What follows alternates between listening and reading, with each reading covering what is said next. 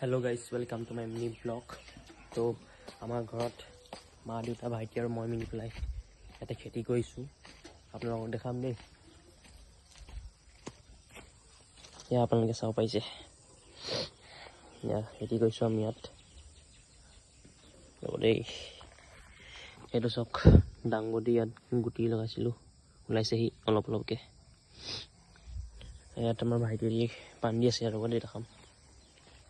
এই সব আমার সৌরভ ভাই পানি দি আছে ভালছে দে। এটা আমার আর একটা ভাইটে পানি আনি আছে দিবলে। এন্টক তো ধুই দিও না এয়া পানি দিয়ে এন্টক ধুই হা এন্টক তো ধুলে হয় দুইটাক এই পানি দে। ইয়াত দে হাকে দিয়া নাই এই ইয়াত হাকে দিয়া নাই ইয়াত হাক নাই দিয়া মই এনে দি আছো।